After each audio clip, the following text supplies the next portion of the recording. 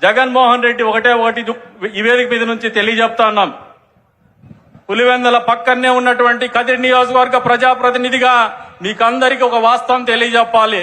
ఎందుకంటే జగన్మోహన్ రెడ్డి ముఖ్యమంత్రిగా ఉంటే కూతవేటు దూరంలోనే ఉన్నటువంటి కదిరి వాసులకు మంచి జరుగుతుందని ఎన్నికల ప్రచారంలో ప్రగల్భాలు పలికినటువంటి ప్రజాప్రతినిధులు ఏం చేసినారంటే నిరంతరము కదిరి లక్ష్మీ నరసింహస్వామిని ఒక బ్రాండ్ ఇమేజ్ గా ఫోకస్ అవుతున్నటువంటి రాష్ట్రంలోనే ఒక ప్రసిద్ధ క్షేత్రము, ఈ దేశంలోనే ఒక ప్రసిద్ధ క్షేత్రంగా తీర్చిదిద్దాలనే ఆలోచనతో మేము ముందుకు పోతుంటే ఆయనేమో కదిరికి వచ్చేసి ఒక గొడ్డలు కొని వాళ్ళ బాబాయి గొంతు నొక్కేసినటువంటి పరిస్థితులు ఆయన ఆలోచన. ఈ రోజున మీరు రక్తం బారించినారు పులివెందుల్లో కదిరి నుంచి గొడ్డలు తీసిపోయి.